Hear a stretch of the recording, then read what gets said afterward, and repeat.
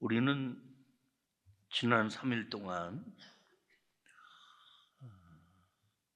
그것은 하나님의 사랑을 생각하면서 첫날 우리를 조건 없이 택하시고 끝까지 사랑하시는 성부 하나님의 사랑, 둘째 날 나 같은 죄인을 구원하시려고 이 세상에 오셔서 내 대신 십자가를 짊어진 영원하신 생명이신 예수 그리스도의 사랑, 그리고 어제 셋째 날 우리를 새롭게 변화시키시고 늘 우리와 함께 하시는, 영원토록 함께 하시겠다고 약속하신 성령의 사랑. 생각해 보면 우리가 도대체 어떤 존재인데 하나님이 우리를 이렇게 사랑할 가치가 있는 존재가 아니라는 사실을, 남이 나에게 뭐라고 하지 않아도 내가 나를 너무 잘 알기 때문에 내 스스로 내가 만족스럽지 못한 나인데, 그런 나를 하나님이 어디다 쓰시려고 왜 이렇게 사랑하시는가를 생각하면 사자성어로 감지덕지하고 만만 감사할 수밖에 없는 줄로 믿습니다. 그렇습니다. 무슨 조건이 있어서, 내가 하나님 앞에 무슨 의의가 있어서 하나님이 이렇게 우리를 사랑하시는 거 아니라, 사랑에 메말라 있고 정말 하나님의 위로가 너무 절실한 우리들이 이 같은 사랑을 받고 있다는 사실을 깨닫게 되면 그때부터 염려는 사라져버리고 슬픔은 기쁨이 되고 두려움은 평안으로 바뀌어지는 놀라운 은혜가 임하는 줄로 믿습니다. 어디 빌립보서 4장 6절부터 7절, 아무것도 염려하지 말고 오직 모든 일에 기도와 간구로 너희 구할 것을 시작 감사함으로 하나님께 아뢰라. 주신 거 생각하고 감사하고, 주실 거 생각하고 감사하고, 그렇다면 지나간 과거도 감사하고 현재도 감사하고 미래도 감사하고 범사에 감사하고 항상 감사할 수밖에 없는 줄로 믿습니다. 우리의 미래가 어떠하든지 육신을 가진 우리들은 자신의 미래를 걱정하면서 그 마지막 자신이 없는 부분이 노년입니다. 노년이 되면 직장도 떨어졌고 육신도 나이를 먹어서 하나하나 질병이 나타나고 수입이 부족한데 노년에 어떻게 내가 생활 대책을 해야 되나, 이런 갖가지 걱정들이 누구에게나 있을 거예요.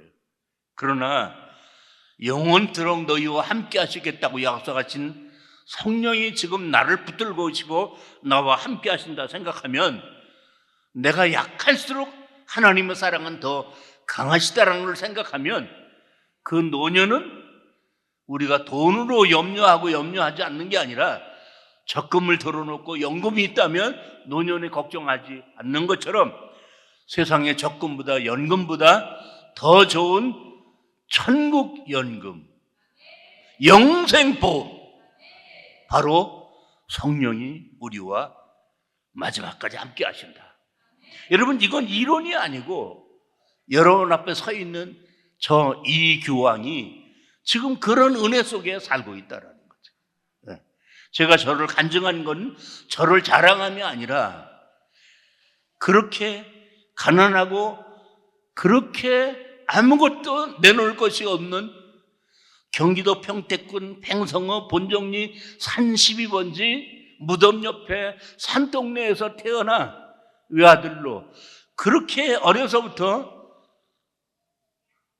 쓸쓸하게 자라났던 그 소년이 오늘 이 노년을 맞이해도 무엇을 먹을까 무엇을 마실까 염려하지 아니하고 목회를 은퇴하고 났는데도 여기저기서 말씀을 요청하고, 그리고 이렇게 부흥회를 인도할 수 있도록 건강을 주신 것, 이거 생각하면 제가 할 수 있는 노력이 아니라 아무것도 염려하지 마.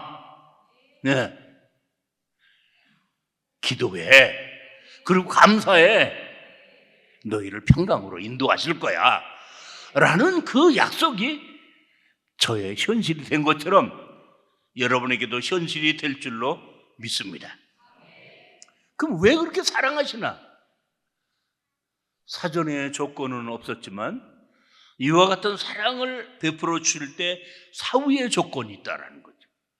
아브라함에게 큰 민족을 이루고 이름을 유명하게 만들고 복의 근원이 되게 하겠다라고 하신 이유는 너 때문에 다른 사람이 복을 받게 하기 위하여 내가 너를 축복하는 거야 라는 축복의 통로인 것처럼 여러분이 이렇게 성부, 성자, 성령 삼위일체 하나님으로부터 사랑을 받는 까닭은, 사랑을 베푸시는 까닭은 사랑의 과다증에 걸리는 사람이 아니라 그 사랑을 어떻게 흘려보내는 사랑의 통로로 삼으시기 위함이다.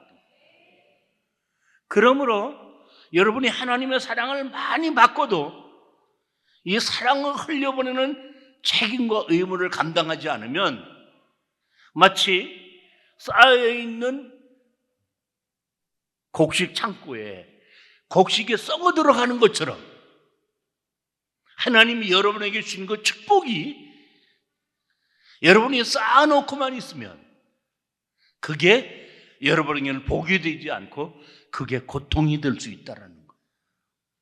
고통이 될 수 있다라는 거예요. 그러나 그거를 자꾸 흘려보낼 때 여러분은 어떻게 늘 신선한 복을 받을 수 있다라는 거예요. 그러므로 세상 사람들의 가치관처럼 쌓아놓는 게 복이 아니고 그거는 묵은 것만 먹는 거예요. 흘려보내야 늘 새로운 복을 받는 거다라는 거죠. 그러므로 이제부터 저와 여러분의 기도의 제목은 복을 주시옵소서가 아니라 주신 복 감사합니다. 제가 어떻게 이 복을 사용할까요? 사랑 감사합니다. 제가 어떻게 이 사랑을 흘려보내야 할까요? 이렇게 역동적이고 생산적이고 능동적이고 적극적인 기도의 사람이 된다면 여러분의 인생관이 바뀌고 여러분의 삶이 정말 활기차게 될 줄로 믿습니다. 쌓아놓으려고만 하지 마세요. 흘려보내세요. 이건 저의 경험인데 이제 은퇴를 하고 난 다음에 어디 부르는 데도 없고 그전에는 돌아서면 설교 끊임없이 설교를 준비해야 될 때와 달리 이제는 자유 시간만 남았을 때 옛날보다 성경을 별로 보지 않게 되고 그리고 시간이 많으니까 기도를 많이 할 것 같은데 기도할 이유가 적어지니까 형식적인 기도가 되어버리고 굉장히 매너리즘에 빠지면서 눈빛이 흐리멍텅해지고 정말 할배가 되더라고요.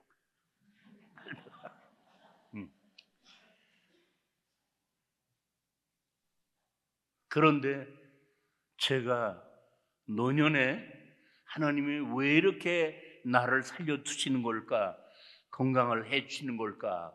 라고 하는 것을 깨달았을 때 건강이 목적이 아니라 건강해야 선교할 수 있기 때문에 하나님 나에게 건강 주시는 것이다 라는 것을 깨닫게 되었을 때 하나님이 나에게 그래도 여유로운 물질을 주실 때 그걸 가지고 선교를 위해서 써야 된다는 생각을 하게 되었을 때 노년에 돈이 좀 부족하고 모자르더라도 불안하지 않더라고요. 어때요? 제가 어떻게 할배로 보여요? 이렇게 주의 일을 하니까 하나님이 저에게 다시 생기를 주시더라고요. 그러면 이 세상 사람들은 누가 행복한 사람이요, 누가 복받은 사람인가 라고 했을 때 그 축복의 기준이 이미 정해져 있습니다. 그걸 보고 오복이라고 말합니다. 오복이 뭐예요? 오복. 이거 아직 안 나올 때입니다. 그 오복은 수, 부, 기, 고종명, 유호덕. 뭐 나이 드신 분들은 이미 아실 거예요. 근데 젊은이들은 옛날 사람들이 오복이라고 하는 거는 치아가 건강해야 오복이 아니고 오래 살고 부하게 살고 덕스럽게 살고 자기 수명을 다 맞춰야 그게 복이다. 그거를 다 충족시키는 사람은 별로 없어요. 돈이 있으면 건강이 없고 건강하면 돈이 없고 이게 뭔가 부족한 것들이 있거든요. 그래서 설령 이 5가지 복을 다 가지고 있다고 할지라도 이 동물의 세계를 보면 이 하위 동물들은 숫자가 많아요. 근데 올라갈수록 이 상위 동물들은 숫자가 적어요. 그 중에 최고의 상위 포식자, 사파리에 사진 찍으러 가면 사자 만나기가 쉽지 않아요. 맹수 만나기가 쉽지 않아요. 그렇게 많지 않기 때문에. 무슨 얘기입니까? 우리가 이 세상에 오복을 다 가지고 있을지라도 그 위에 상위 포식자가 있다. 그게 뭘까요? 그게 나타나면 이 복이 한순간 없어져. 뭔지 아세요? 어렵게 생각하지 마세요. 죽음. 죽음은 인생의 행복을 한순간에 쓸어버리는 쓰나미, 한순간에 불태워버리는 산불과 같은 존재.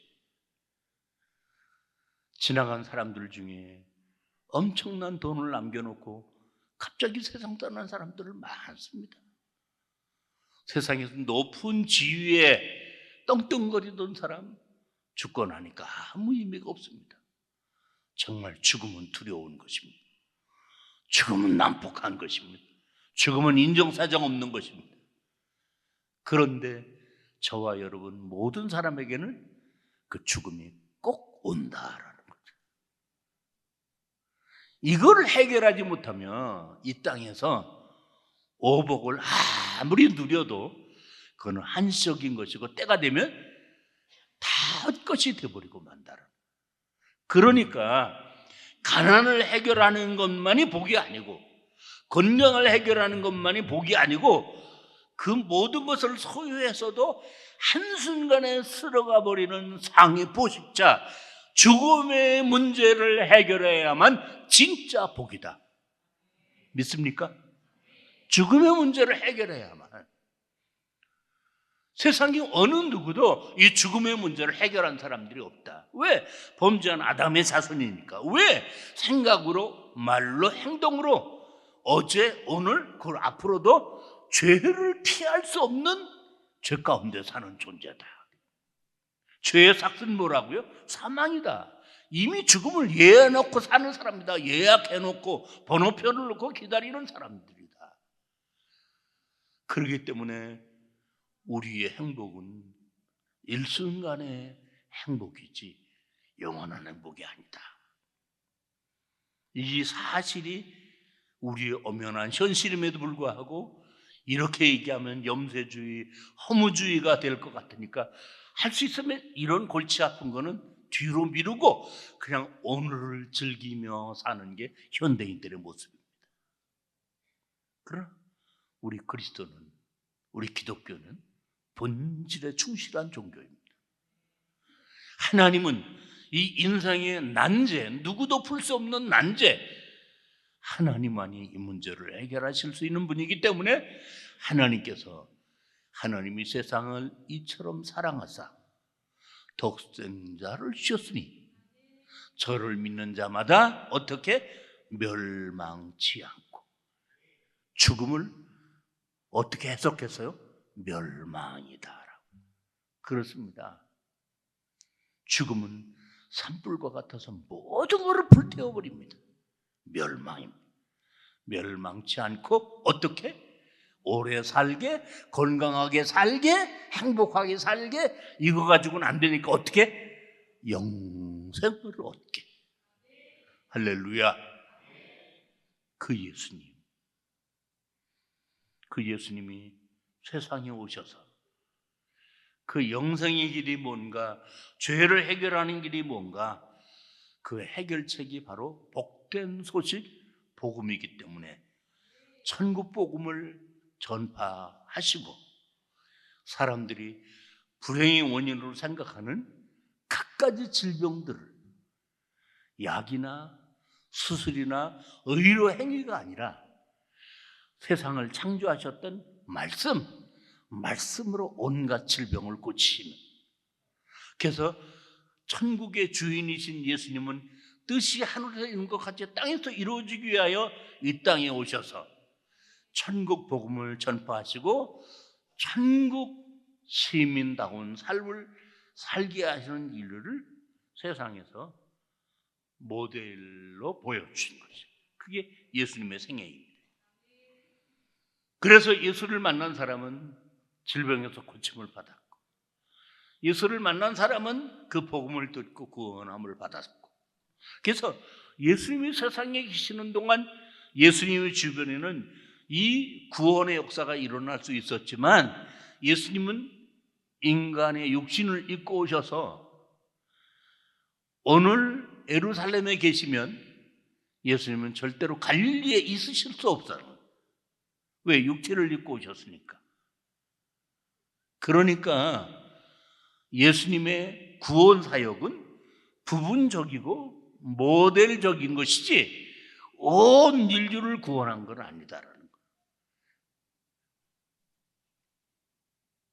그 불쌍한 유대인들을 보면서 예수님의 소원은 무엇일까? 이 천국 복음이 모든 민족에게 증언되기 위하여 온 세상에 전파되리니 그저야 끝이 오리라. 온 세상에 이 복음이 전파되는 것이 주님의 뭐여서 꿈이셨다라는 거예요. 그래서 그 꿈을 이루시는 방법이 바로 제자를 훈련시켜서 예수님을 닮은 제자, 예수님의 말씀을 전하는 제자, 예수님과 같은 능력을 행할 수 있는 제자, 작은 예수를 훈련시켜서 그들을 세상에 보내고, 또 그들의 제자가 또 세상에 흩어져서 그 제자들을 통해서 예수님의 구원 사역이 온 세상에 확산됨으로 뜻이 하늘에서 이루어지게 하는 이 구원 역사를 주님이 계획하시고, 예수님은 제자 훈련 사역에 전념을 하신 것이다. 그래서 예수님께서 그 제자들에게 뭐라고 말씀하셨습니까? 예수님은 오늘 성경 본문 마태복음 28장 19절 20절에 그러므로 너희는 가서 시작 모든 민족을 제자로 삼아. 우리가 거기까지요. 우리가 성경을 좀 더 깊이 분석을 하면 그 12 제자들 외국어 할 수 있습니까? 그들이 비행기를 탈 수 있습니까? 그들이 천년 만년 살 수 있습니까? 우리가 한 나라만 다녀오려고 해도 엄청난 돈이 들고 시간이 걸리는데, 한 나라가 아니라 모든 민족에게 가서 복음을 전한다. 이게 주님의 명령이었어요. 어떻게 그게 가능합니까? 모든 민족에 가서 복음 전하고 그들을 세례를 주고, 이게 어떻게 가능합니까? 그러나 이게 주님의 마스터 플랜이다 말이죠. 주님은 이 비전을 가지고 제자들을 훈련시키셨고, 제자들을 통해서 이 비전이 이루어지기를 원하셨던 거죠. 이게 주님의 플랜이었어요. 그러면 그 제자들이 그 사역을 감당하려고 하면 제자들이 무슨 힘이 있어요? 자기믿음도 제대로 지키지 못하는 제자들인데, 그러니까 반드시 그들을 도와야 하고, 그들이 그것을 감당할 수 있도록 필요한 모든 것들을 공급해 주어야 하는, 축구 선수가 골을 넣을 때 혼자서 다 넣는 게 아니라 누가 어시스트 해주면 그걸 받아가 골을 넣듯이, 인간 제자들이 나가서 복음을 전할 때 그 제자들이 복음을 전하는 것 같지만 성령님이 옆에서 어시스트 도와주셔야 이 일들을 감당할 수 있으니까, 주님이 그 제자들에게 말씀하신 것이 바로, 약속하신 것이 바로 보혜사 성령을 보내주겠다고 약속하시고 명령하시고, 그 다음에 그 제자들에게 성령을 사모하라고 말씀을 하시는 것이다. 자, 그게 바로 너무나 유명한 사도행전 1장 8절입니다. 외워보세요. 오직 성령이 너에게 임하시면 너희가 권능을 받고 예루살렘과 온 유대와 사마리아와 땅끝까지 이르러 내 증인이 되리라. 여기 땅끝은 온 세계를 가리키는 거예요.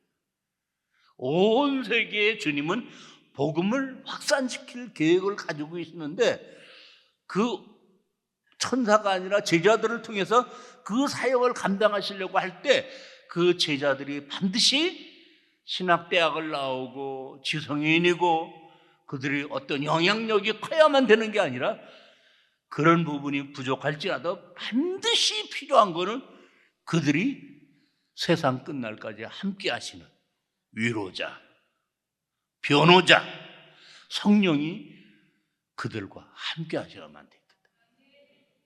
그래서 성령의 충만함을 받으라 라고 말씀을 하신 것이다. 성령 충만이 뭔가? 나는 내가 생각하고 내가 계획한 대로 내가 하루를 살고 그 하루가 모여서 일평생이 되어버리면 그 나의 일생의 책임은 결국 내가 져야 되는 거죠. 그렇게 살던 우리들이 이제는 그 생각의 주인이, 그 마음의 주인이 성령이 되셔서, 그 성령께서 나의 생각을 주장하시고 나의 계획을 간섭하시고 나의 길을 인도하셔서 항상 나와 함께 하실 때, 그 결과는 하나님의 뜻을 이루는 게 되는 거지. 그러므로 이제부터 우리의 삶의 패턴을 바꾸세요. 여러분이 생각하고 여러분이 계획할지라도 성령님에게 결제를 받으시고 성령님에게 도움을 받으세요. 네. 여러분이 그렇게 하면 여러분이 그 일을 해나가는 과정에 어려움이 닥칠 때도 걱정하지 않아요. 성령이 어떨 거다 도와주실 것이다. 그런데 성령의 도움을 우리가 체험할 때는 어느 때인가? 내가 유능하고 내가 만능이 되어서 내 힘으로 잘 일을 해나갈 때 우리는 성령의 은혜를 체험할 수 없습니다. 이거 어떡하지? 큰일 났네. 나는 아무런 대책이 없는데. 그러니까 성령님을 붙들고 그 문제를 도움을 요청했는데, 지나고 보니까 걱정하고 염려했던 것들이 다 이루어졌어. 보니까 이게 내 힘이 아니야, 내 노력의 결과가 아니야. 성령의 도움이시였어. 사도 바울이 1차, 2차, 3차 선교여행을 통해서 소아시아 마게도니아를 그렇게 휩쓸면서 많은 교회를 세우고 많은 영혼을 구원했을 때 바울은 이렇게 고백하거든요. 나는 만물의 찢겨 같은 존재야. 나는 죄인 중에 괴수야. 나에 닿은 것은 내가 아니요 하나님의 은혜라고. 제가 이걸 뒤늦게 깨달은 거예요. 제가 이 나이에 필리핀의 아이다 선교를 함께 하면서 저한테 아이다 국제신학대학 총장을 맡겼어요. 이게 잘못하면 무슨 가짜 대학처럼 아무것도 지금 없어요. 그래서 모금을 하고 거기다 학교를 세우고 산속에 있는 교회들마다 지도자들을 불러서 재교육을 시키고 그 교회들을 통해서 그 산속에 있는 멸시받고 천대받는 아이따 부족의 마을들을 새롭게 변화시키는 새마을 운동을 하면서 소수민족이 복음으로 변화되어 멸시받고 천대받고 아무것도 자랑할 데 없었던 이 조선민족에게 복음이 들어와서 오늘 한국교회가 세계교회 앞에 이렇게 자랑거리가 된 것처럼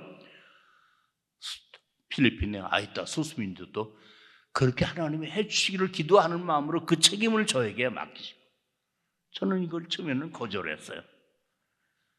근데 제가 깨달은 것 중에 하나가 뭐냐면, 그래, 내가 젊고 그 힘이 있을 때 이 일들을 감당했다면 그건 내가 한 거다. 그냥 누가 봐도 저 사람 은퇴했고 저 사람 암수술 2번이나 하고 겨우 이제 말년에 저 일을 해내. 저거는 저 사람이 한 게 아니라 누가 한 거다? 하나님이 도와주신 거다. 저는 이게 하나님께 영광 돌리는 거라는 걸 깨닫게 되었어요. 우리가 무슨 일을 하든지 그거는 내가 한 게 아니라 누가 하신 것이다? 나를 통해서 하나님이 하신 것이다. 그게 바로 영광 돌리는 거라는 걸 깨달았어요. 그거를 저와 여러분이 절실하게 깨달을 때 아무리 큰 일을 하고 아무리 많은 일을 하더라도 절대로 자만하지 않게 돼. 왜? 내가 나를 아니까 이거 내가 한 거 아니야. 하나님이 약한 자를 강한 자를 부끄럽게 하시듯이 나를 통해서 하신 거야. 이게 바로 겸손한 마음이요, 이게 바로 하나님께 영광 돌리는 마음이다. 여러분 그렇게 사시기를 바랍니다. 그래서 제자들은 자기 믿음조차 유지하기 어려운 나약한 사람들이고, 주님과 3년 동안 동행할 때에도 그들이 너무나 부족하고 연약했는데 주님이 떠나가시고 나면 그들은 자신들의 신앙을 지탱하기마저 어려운 그런 나약한 제자들이었으나 주님은 그 제자를 보면서 그렇게 안 보신 것이죠. 성령 받으면 할 수 있어. 성령 받으면 달라질 수 있어. 성령 받으면 다이나마이트와 같은 능력을 받을 수 있어. 성령 받으면 저들을 통하여 땅끝까지 복음이 전해져. 주님은 그 계획 속에 있었던 거예요.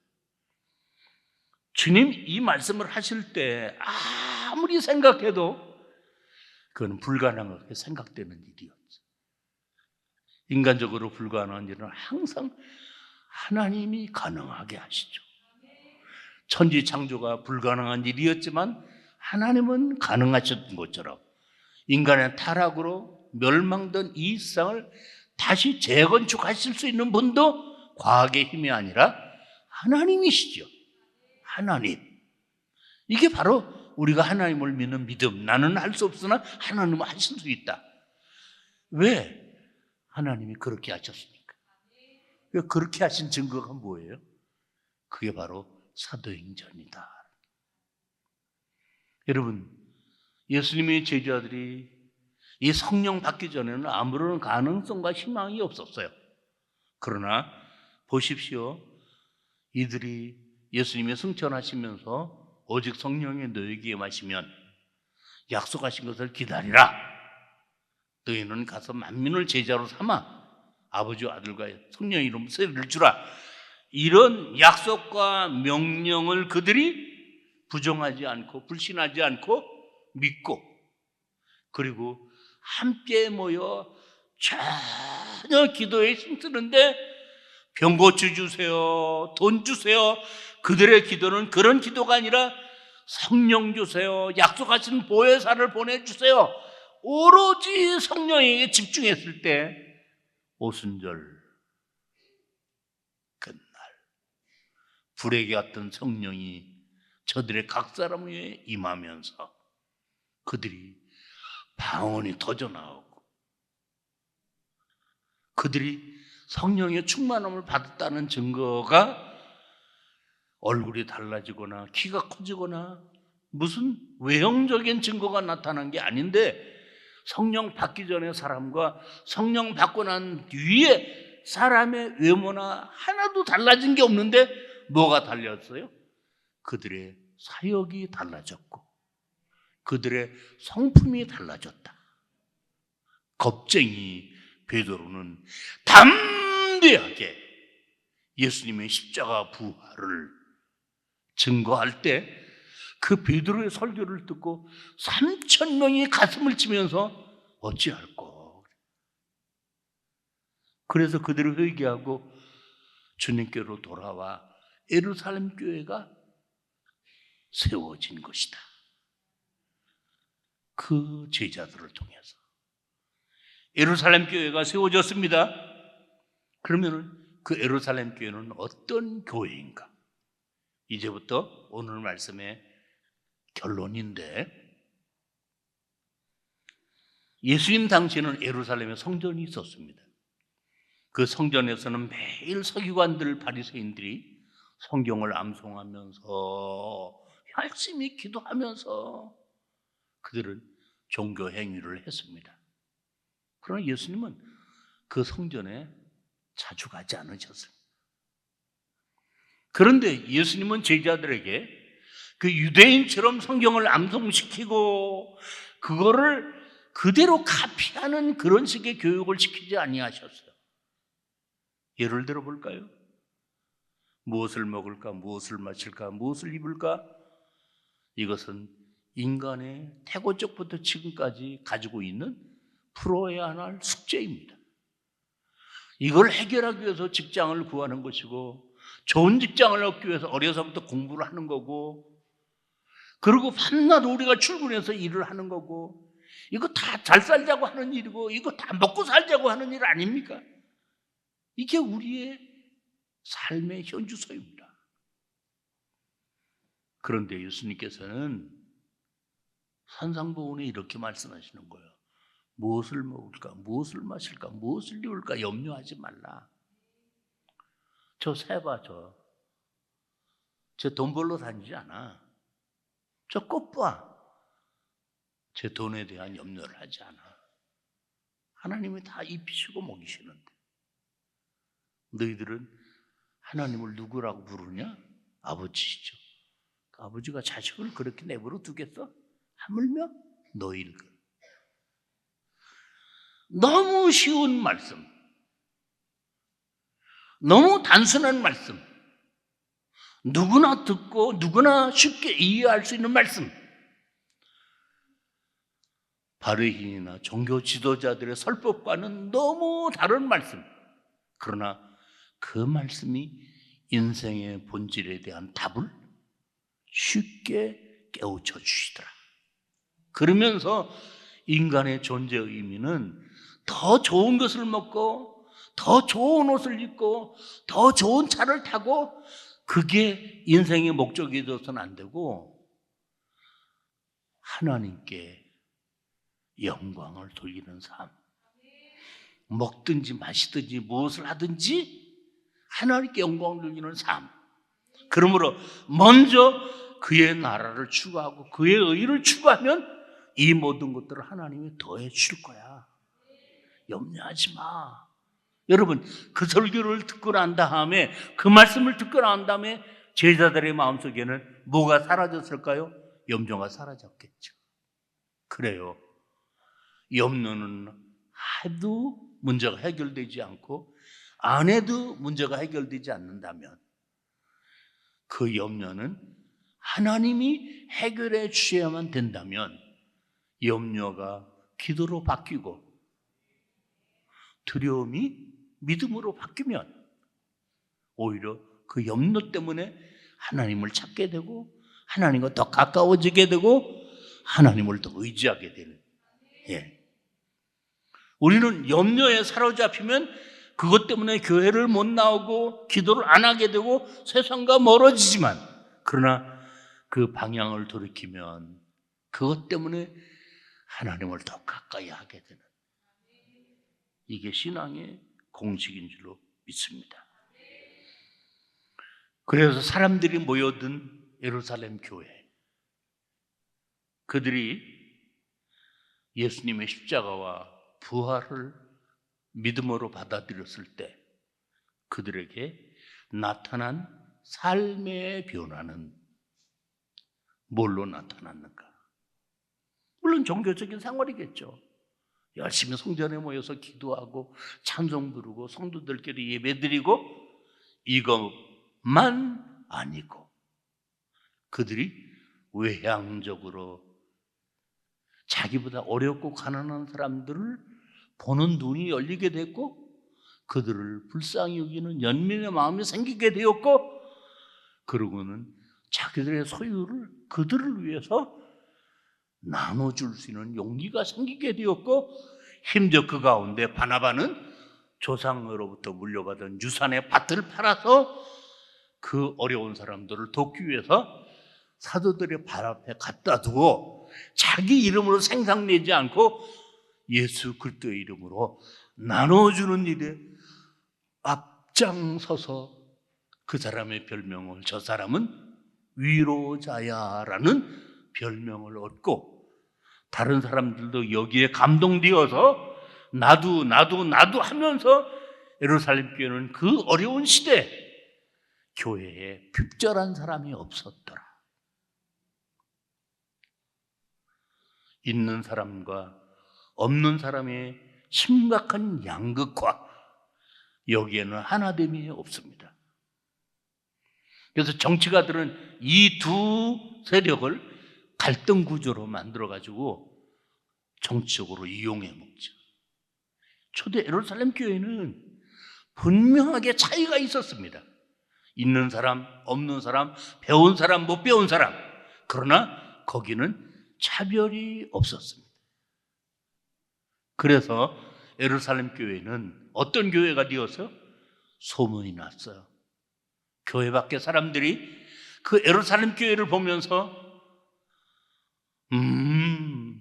감동하기 시작했어요. 그 교회를 비난하지 않게 됐어요. 칭송하게 되었어요. 이런 모습을 본 제사장들이 자기들이 믿었던 종교를 포기하고 기독교로 개종하는 역사가 일어났다고 해요. 그래서 120명으로 시작한 예루살렘 교회가 3,000명이 되고 5,000명이 되는 폭발적인 부흥의 역사가 일어나게 되었다는 거예요. 이번 주제의 결론이 뭐예요? 예루살렘 교회는 종교적인 행위만으로 부흥하고 성장하는 교회가 아니라 그들은 사랑을 실천하고 나눔으로 세상 사람들로부터 교회를 긍정적으로 생각하게 하고 그리고 호감을 느끼도록 만드는 좋은 영향력을 행사하는 사랑 실천의 교회였다. 오늘 우리 교회가 본받아야 될 게 바로 이거예요. 어떻게 하면 교회가 부흥될 수 있을까? 열심히 기도해야죠. 성령 충만 받아야 되죠. 예배에 빠지지 말고 잘 참석해야죠. 이것만을 위한 목적이 되지 말고 교회가 부흥하면 아니라 현재의 형편에서 도울 수 있는 사랑을 실천할 수 있는 선교할 수 있는 역량들을 최대한 발휘해서 작은 교회는 작은 교회대로 주변에게 선한 영향을 끼치고 큰 교회는 큰 교회대로 주변에 선한 영향을 끼쳐서 교회 밖의 사람들이 큰 교회나 작은 교회나 기독교 전체를 볼 때 저 기독교는 계층 간의 대립이 있는 교회가 아니라 서로 조화하면서 서로 상존하면서 서로 나누면서 서로 공존하는 그런 종교구나. 저기는 차별이 없구나. 그런 교회가 되어가는데 한국의 초대교회, 초창기의 교회는 그랬었는데 지금은 아닌 거다. 우리끼리 얘기했지만 지금 세상 사람들이 교회 좋아합니까? 안 좋아하잖아요. 예수 믿는 사람 칭찬해요? 비난하잖아요. 그러니까 지금 우리는 이 수평적으로 울산에 살고 있지만 수직적으로 보면 교회와 세상과 벽과 담이 쌓인 지 굉장히 오래거든. 이걸 허무는 방법은 여기서 전도지를 가지고 세상에 가서 예수 믿으세요 그러고 이 사람들을 교회 안으로 데려고 들으는 게 능사가 아니라 어떻게 해요? 우리가 세상으로 가서 그들에게 선한 영향을 미쳐서 이들의 마음을 여는 일이 지금 가장 시급한 일이다. 그래서 주여 주여 기도할 때 이미 받은 은혜가 큼에도 불구하고 자꾸 달라고만 영양 비대증에 걸리지 말고 어떻게 해요? 주님 주신 거 가지고 제가 어떻게 살아야 되겠습니까? 사랑을 어떻게 나눠야 되는지를 고민하고 기도하는 저와 여러분이 되기를 축복합니다. 혹시 여러분이 출장을 가거나 아니면 이사를 했을 경우 신앙생활을 잘하는 사람이 두 가지 고민이 있는데, 하나는 자녀들을 어느 학교로 보낼 건가, 학군을 걱정하지 않을 수 없습니다. 두 번째로는 내가 어느 교회를 나갈 건가. 교회가 없어서가 아니라 교회가 너무 많은데 내가 안심하고 마음 놓고 내 영혼을 치유하고 건강하게 만들 수 있는 교회가 어느 교회인가, 이거 가려내기가 굉장히 어렵죠. 거의 교회가 외형적으로는 평준화되었어요. 시스템이 다 비슷하고 어느 교회든지 있는 게 규모만 차이가 났을 뿐이지 구조적으로 거의 유사해. 그거 가지고 특별한 교회를 찾기는 어려워요. 그래서 제가 여러분에게 공식을 알려드리겠어요. 왜 우리는 자녀들이 좋은 대학을 가야 된다고 생각하는가? 그 학교는 경치가 좋아서? 아니죠. 그 학교에는 누가 있어요? 좋은 교수가 있기 때문에. 좋은 교수가 있기 때문에. 그럼 좋은 대학은 어떤 교회인가? 어떤 학교인가? 좋은 학교고 좋은 교수는 좋은 학생들이 따라붙는다는 거죠. 그래서 만약 아빠 백을 이용해서 실력이 안 되는데 그 좋은 학교에 부정으로 입학했다고 졸업 못합니다. 왜? 따라가지를 못하니까. 실력이 있어야 좋은 학생인 거죠. 그러니까 좋은 교수와 좋은 학생이 같이 맞물려 있는 학교가 어떤 학교예요? 좋은 학교죠. 교회도 마찬가지라고요. 네. 좋은 목회자가 있는 교회, 그리고 좋은 교인들이 있는 교회, 이 둘이 딱 맞아야 되는 거예요. 근데 이게 안 맞을 경우는 어떻게 합니까? 교인들은 목사를 탓하고 목사는 교인들을 탓하는 핑계가 생겨지기 시작하는 거죠. 우리 목사님 참 좋은 목사님이야. 우리 교인들 참 좋은 교인들이야. 트집 잡고 흠 잡으려면 흠과 티가 없는 사람이 누가 있습니까? 그 흠과 티를 내가 메꿔주려고 하면서 화합하고 사랑하고 함께 기도하고 함께 섬기면 좋은 교회를 만들어갈 줄로 믿습니다.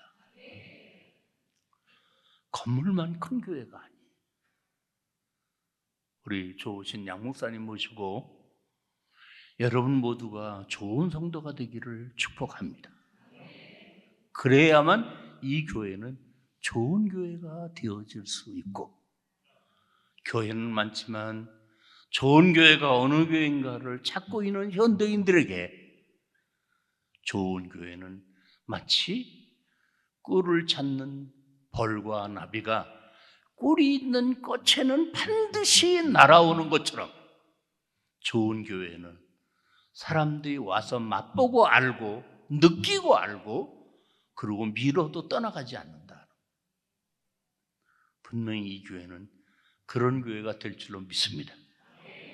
여러분, 목사님 보고 좋은 목사님 되라고만 요구하지 마시고 여러분이 좋은 성도가 되면 목사님도 좋은 목사님이 되시고,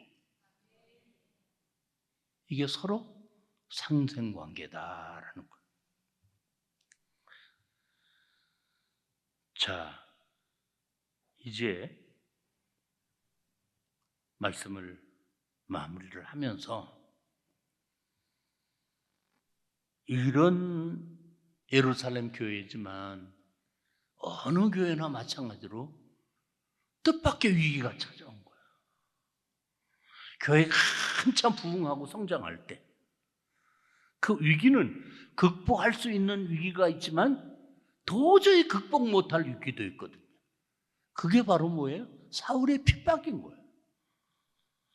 그래서 교회를 폐쇄시키고 교인들을 잡아들이니까 교인들이 예루살렘 교회에 머물 수 없어서 그들이 뿔뿔이 흩어져서 그렇게 아름답게 성장하던 좋은 교회가 한순간에 쑥대밭이 되었다. 누구에 의해서? 기독교를 미워하는 유대교회에 의해서.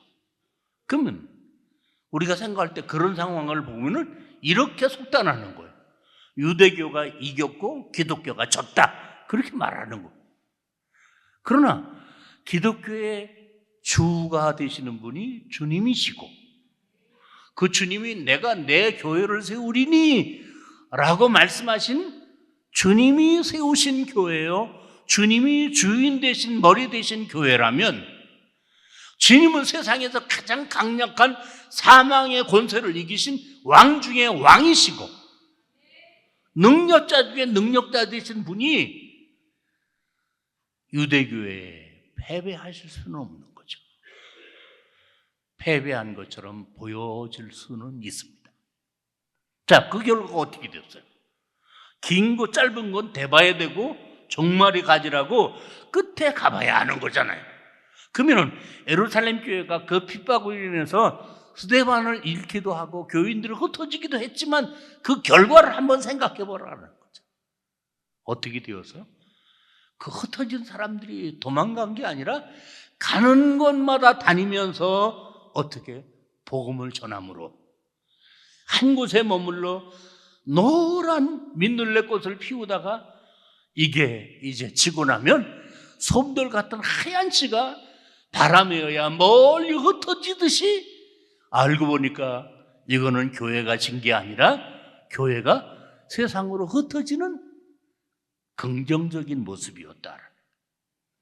사람들은 생각하기를 이 120명이 3,000명이 돼서 3,000명이 5,000명이 되어서 이렇게 수직적으로 올라가는 걸 부흥이라고 했는데 주님의 계획 속에는 이 수직이 아니라 뭐였다고요? 수평이다. 이미 주님의 플랜이 그거잖아요. 예루살렘과 온유대와 사마리아와 땅끝. 그러나 예루살렘 교회는 전혀 거기에 관심 없었어요. 어떻게 위로 올라가 이번에는 3,000명이야, 이제는 5,000명이야, 이번에는 10,000명이야. 교세가 얼마야? 교세라는 말이 교회의 실력이거든요. 그게 교인의 숫자를 교세라고 그러는 현대교회가 되어버린 거죠. 교사는 성령이에요.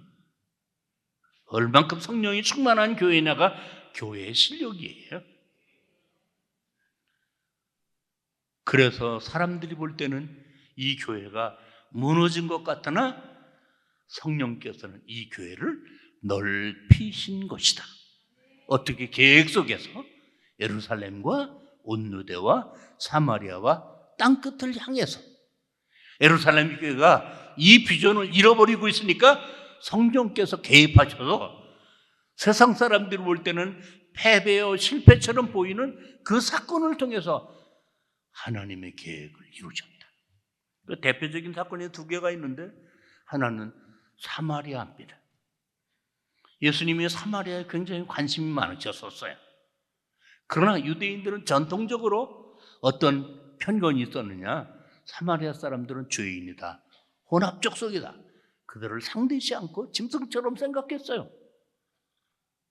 그런데 이 흩어진 사람들이 어쩔 수 없이 사마리아에 가서도 복음을 전했어요. 집사 빌립도 거기 가서 복음을 전했어요. 웬일입니까? 여기는 저주받은 도시처럼 생각했었는데 사람들이 그 복음의 말씀을 듣고 예수를 믿었어요. 사탄이 무릎을 꿇었어요. 병자들이 낫기 시작했어요. 그러니까 사도행전 8장 8절에 가면 온 성에 큰 기쁨이 있더라. 이거는 얼굴에 미소만 아니라 내면에서부터 폭발하는 기쁨입니다. 그 기쁨은 오직 하나님이 주신 기쁨이고 성령이 주시는 선물이고 은혜입니다. 그래서 사마리아에 교회가 세워진 거. 두 번째는 안디옥 교회입니다. 이 흩어진 사람들이 점점 소아시작으로 갔어요. 안디옥에 갔어요. 유대인들이 아니라 거기 헬라인들이 있었어요.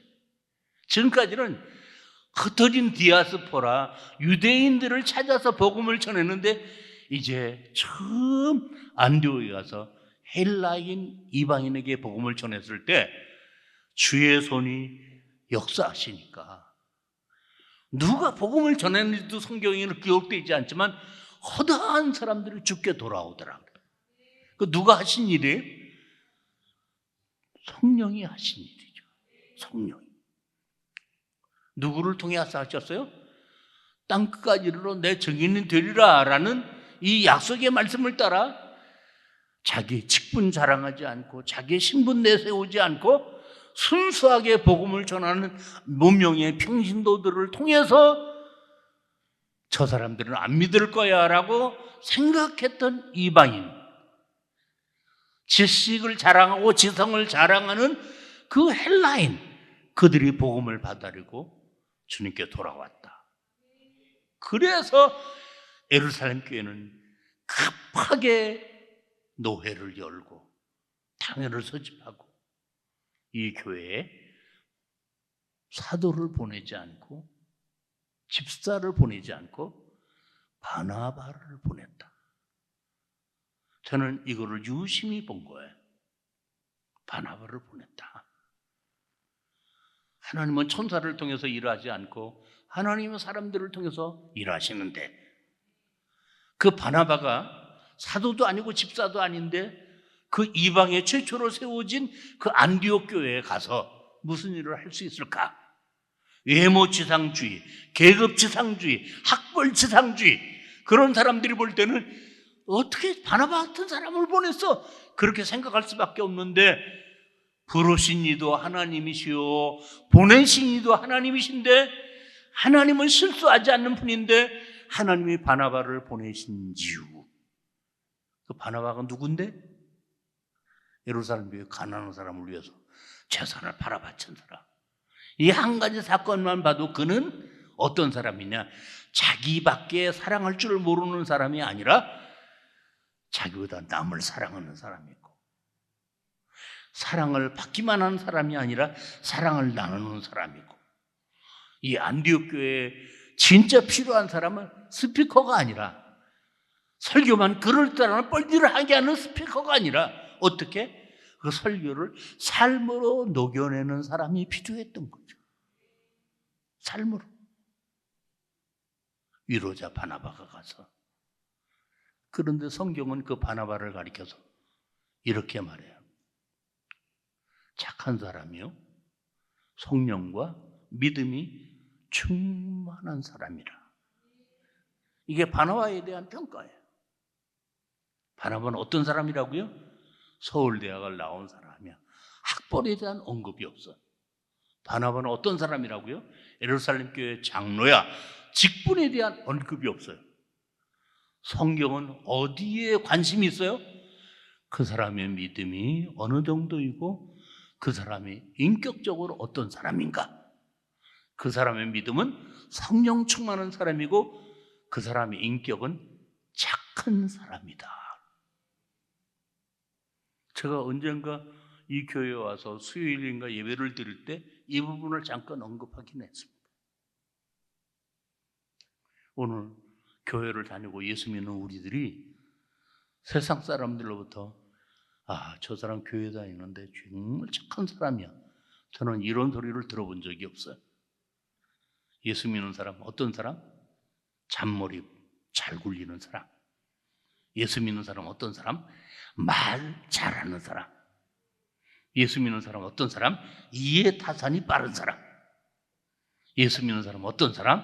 말하는 거하고 행동이 다른 사람. 세상 사람들은 오늘 우리들을 그런 시각으로 보고 있다면 그들 교회를 올 리가 없죠. 여러분이라면 교회 오겠어요? 그런 사람들이 모여 있는 데가 교회라고 하면. 그래서 지금 한국 교회는 교회를 성장시키는 일이 급한 게 아니라 교회의 체질을 바꾸는 일이 급한 일이고, 그 체질은 건물이 아니라 교인들의 심성을 바꾸는 일이다. 심성을 바꿀 수 있는 일은 오직 성령뿐이다. 그래서 범죄하고 타락함으로 하나님의 형상을 잃어버리는, 하나님은 영이신데 그 영적인 형상을 잃어버린 타락한 인간에게 하나님의 영이신 성령이 오셔서 그 마음을 수술해 주시고 그 영혼을 살려주셔서 그리스도 예수의 성품화 되어진 그리스도인. 예수 믿고 저 사람 변했어. 저 사람 열심히 기도하더니 저 사람은 성령의 은혜 받았나 봐. 이렇게 저 사람 본성은 그렇게 좋은 사람이 아니었는데 예수 믿고 난 다음에, 은혜 받고 난 다음에 성품이 변화된 사람이라고 인정받는 사람. 우리가 이런 사람이 되어야만 좋은 교회라고 일컬어지고 좋은 교회가 되어야만 세상에서 사랑에 목마른 사람들을 위선과 거리투성이에서 눈놀이가 나는 사람들이 교회를 찾아오게 되어진다. 이게 안디옥 교회. 그래서 안디옥 교회는 지성인들이 많이 모였어요. 그리고 이 바나바가 이 안디옥 교회 리더가 되고 나니까 교회가 정말 세상 사람 보기에도 좋은 교회가 되어서 최초로 안디옥 교인들 보고 크리스찬, 그리스도를 닮아가는 사람, 그리스도를 추종하는 사람이라는 뜻으로 크리스찬이라는 좋은 별명이 최초로 붙은 교회가 안디옥 교회. 그러나 교회가 이렇게 된 이유는, 하나님이 이렇게 이 교회를 만드신 이유는 놀랍게도 이런 교회에서 선교사가 파송되어 세계 선교의 못자리판으로 안디옥 교회를 만드셔서 오늘의 한국 교회도 거슬러 올라가 보면 이 안디옥 교회 종자에서부터 파생되어진 것이다.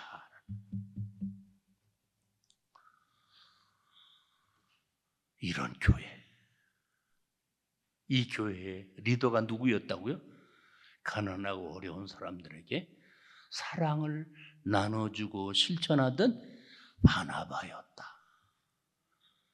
교회가 부흥되는데도 불구하고 자기 한계를 깨닫고 자기가 영웅이 되지 않고 그렇게 멀리 떨어져 있는 사울에게 찾아가서 사울에게 사정을 하는 거예요. 나하고 같이 안디옥 교회 가서 같이 동역합시다. 한국 사람들은 같이 동업하면 망하잖아요. 그런데 이 안디옥 교회는 동역한 교회다. 그러니까 교회가 더 부흥되고 하나님이 이 사울과 바나바를 최초의 선교사로 보내셔서 소아시아가 복음화되고 유럽이 복음화되고, 그래서 결국은 이 복음이 한국까지 올 수 있었던 못자리판이 되었다. 어때요? 안디옥 교회 좋은 교회죠?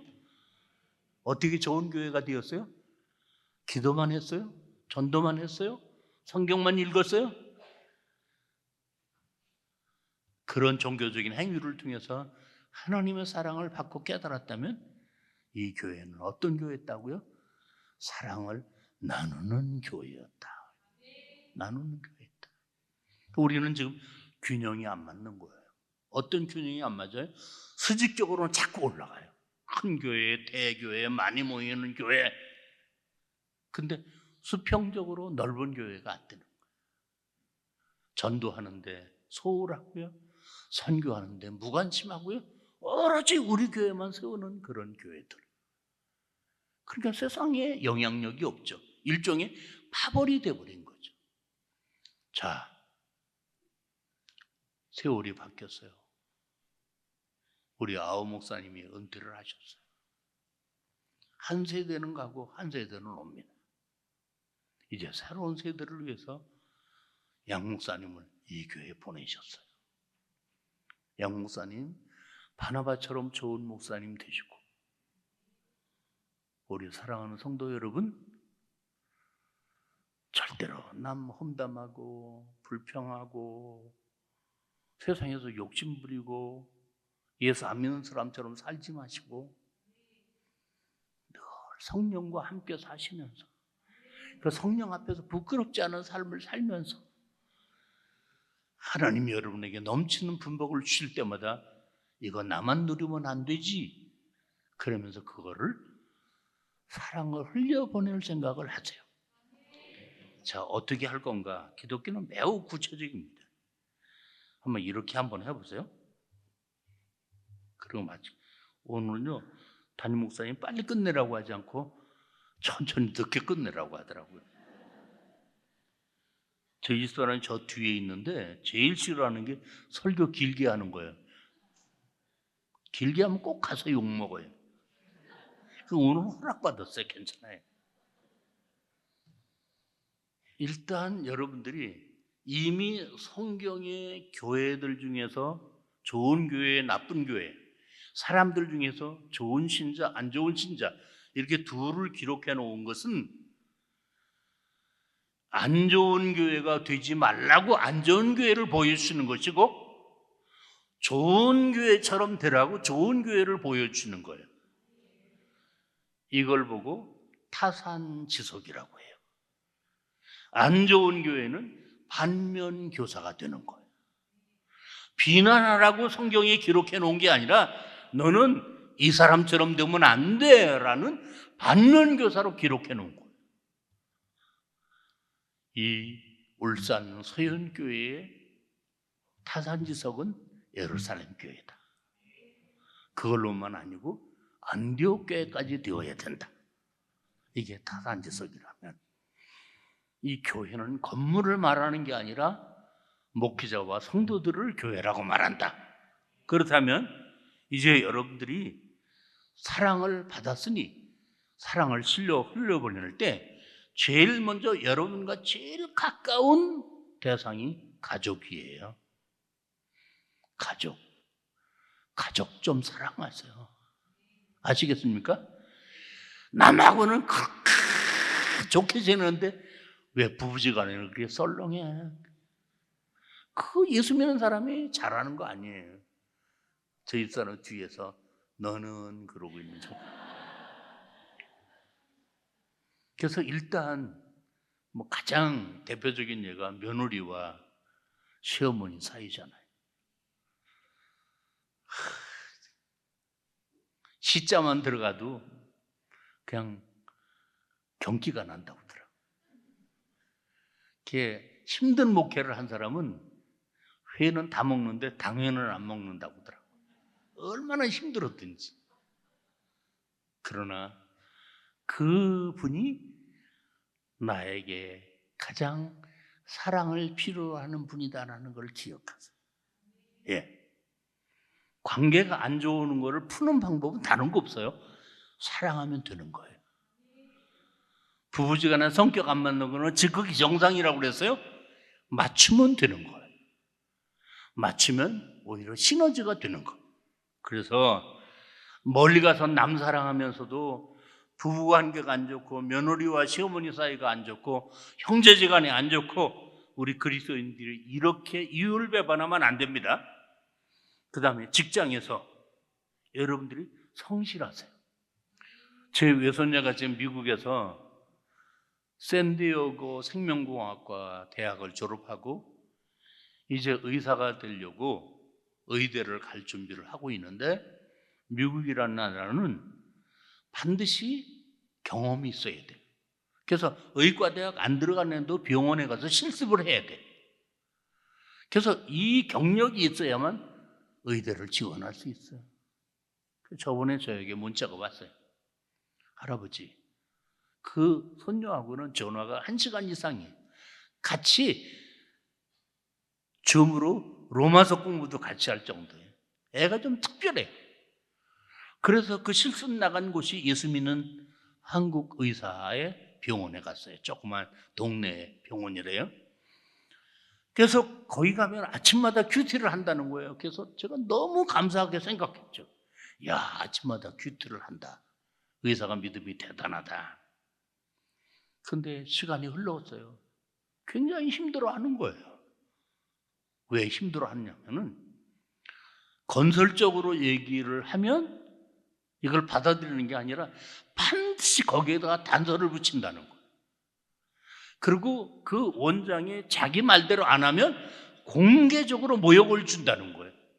그런 나중에 와가지고는 사과를 하는 게 아니라 자기 변명을 한다는 거예요. 그래서 거기 간호사들이 많이 상처를 받고 있다고. 할아버지 어떻게 하면 좋아요? 그런데 결국은 그 의사가, 저희 손녀가 저를 닮아서 똑똑하거든요. 아유, 팔불출. 굉장히 똑똑해요. 그래가지고 이 의사한테 눈에 났어요. 눈에 났어요. 그러니까 거기 있을 수가 없는 거예요. 그래서 딴 데를 알아보고 있는데 UCLA 병원에 장로님 한 분이 같은 교회를 나갔는데 그 병원을 지원했는데 그 장로님 빽이 아니라 그 병원이 됐어요. 그래서 그 병원에 가서 이제 그 장로님과 함께 실습을 하는데 이렇게 문자가 온 거예요. 온 간호사들이 10여 명이 그 장로님을 다 존경한다는 거예요. 왜냐하면 그 장로님들은 환자를 이렇게 순회를 하다가 이제 전도가 가능하다라고 생각되어지면 소곤소곤하면서 전도를 한다는 거예요. 그러다 그 사람이 거부를 하면 금방 그만두고 이제 사무실로 와서 차트에다가 주님의 터치가 필요합니다 라고 메모를 해놓고는 기회가 되면 어떻게든지 복음을 전하려고 애를 쓰는. 그러고는 그 학업 직원들에게 굉장히 인격적인, 그래서 자기만이 아니라 다른 간호사들도 이렇게 말한다는 거예요. 저 원장님 같은 분이 없지? 여러분, 두 분이 다 크리스찬이에요. 두 분이 다 의사예요. 그런데 직장에서의 평가는 상반되는 거예요. 여러분이 직장을 가지고 계시죠? 그리고 여러분이 이웃이 있죠? 오늘 이 얘기를 듣고 그 이웃 사람들이 여러분을 어떻게 평가할지, 율배반이야, 이기주의야, 아니야, 저 사람은 굉장히 인격적이야, 이렇게 상다른 평가가 나올 수 있다는 사실을 기억하면서 여러분이 주변 사람들에게 사랑을 나눠줘야 마땅한 책임과 의무가 있는데 왜 우리가 주변 사람들에게 사랑을 나눠야 되는가? 알고 보면은 주변 사람들에게 좋은 호감을 주어서 그 통로를 통해서 복음을 전하는, 진짜 복은 죽음의 문제를 해결해 주는 게 복이라면 복 중의 복은 복음이니까 이 복음을 어떻게든 전하려고 하면 사랑이라는 통로를 만들지 않으면 안 된다는 사실을 기억하시고, 이해관계를 떠나서 어떻게든 손해 안 보려고 하고 자기 변명만 하고 한 번도 사과하지 않고 자기만 늘 잘난 체 하는 그런 신물나는 크리스찬이 되지 마시고, 정말 누가 보아도 저분은 정말 인격적이야 라는 소리를 들었으면 좋겠어요. 그렇게 하려면 첫째, 상대방의 이야기를 잘 들으려고 하세요. 참 이상해요. 어떤 사람은요, 어떤 모임에 가든지 결국은 자기가 좌장이 돼. 결국은 자기 말만 다 해. 그런 사람 인기 없어요. 남에게 이야기하려고 하지 말고 남의 이야기를 귀 기울이세요. 그리고 남의 이야기를 두고 비판하고 판단하지 마시고 내가 이 사람 얘기 중에서 들을 말이 무엇인가, 이 사람에게 칭찬해 줄 게 뭔가, 이 사람의 이야기에 맞장 칠 게 뭔가, 그래서 그 상대방의 이야기 속에서 어떻게 상대방을 격려하세요. 그리고 주변에 도움이 필요한 사람이 누구인가를 보면서 내가 도와줄 수 있는 대로 최선을 다해서 도와주세요. 그리고 기도해 줘야 될 사람이 있다고 할 때 반드시 메모를 해서 그 사람을 위해서 기도하면서 어느 날 기회가 되면 내가 당신을 위해서 기도하고 있어요 라고 메시지를 전하세요. 그리고 여러분이 말과 행동을 통해서, 사랑의 실천을 통해서 그 상대방에게 선한 영향력을 끼칠 수 있도록 강요하지 말고 신뢰를 얻고, 그리고 말을 앞세우지 말고 행동으로 보이고, 그리고 무엇보다도 좋은 관계를 만들어 가세요. 그 후에 전도를 하는 거예요. 알겠습니까? 그런 과정을 통해서 전도를 하는 거예요. 새생명 축제하니까 갑자기 가서 뭐 안 하던 짓을 하고 그러면요, 상담이 벌써 눈치채요. 아유, 요거 나 꼬시러 왔구나. 그런 건 속는 채예요. 그런 아주 고기가 떡밥만 딱 따먹고 가듯이 그냥 밥만 얻어먹고 빠이빠이 그래요. 우리 위에 있어요. 이제는 그런 방법이 아니에요. 정말 본질에 충성하세요. 그게 바로 뭔지 아세요? 사랑을 흘려보내는 거다. 앞으로 그렇게 하시길 바랍니다. 그러면 그런 여러분들이 모인 이 울산 서연교회는 진짜 좋은 교회가 될 것이고, 이 좋은 교회가 된다면 물이 있는 곳에 고기가 있고 꽃이 있는 곳에 벌과 나비가 오듯이 좋은 교회는 반드시 좋은 성도들이 모일 때 이 교회는 예루살렘 교회 같은 교회가 되고 안디옥 교회 같은 교회가 될 겁니다. 꼭 기억하시고 사랑받고 사랑을 흘려보내는 아름다운 울산 서연교회 되기를 주 예수의 이름으로 축복합니다. 기도드리겠습니다.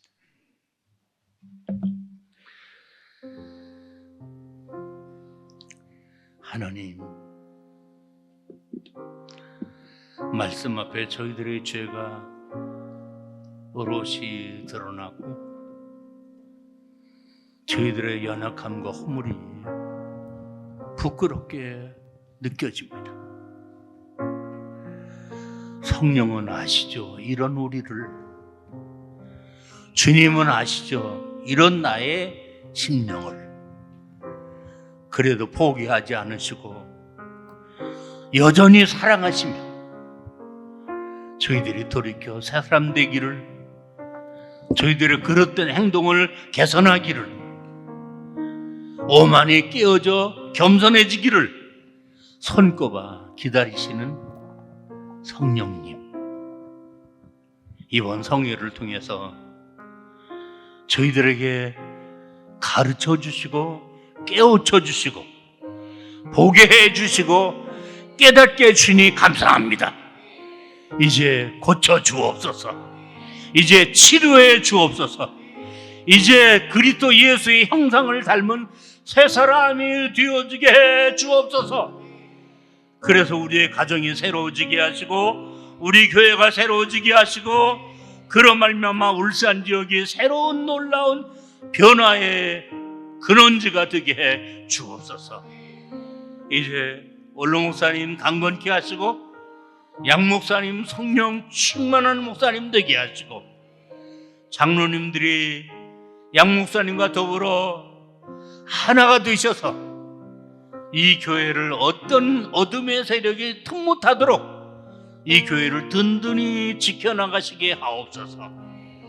하나님, 이번 성회를 통해서 주신 말씀이 저희들의 영혼을 새롭게 하시고 저희들의 심령을 새롭게 하시고, 그리고 일회성으로 지나가는 말씀이 아니라 이후에 우리의 마음이 달라지고 우리의 언어가 달라지고 우리의 삶이 달라짐으로 말미암아 우리 교회와 가정이 달라지는 축복까지 허락해 주옵소서. 그렇게 하실 것을 믿사옵고 예수님의 이름으로 축복하며 기도 올리옵나이다. 아멘.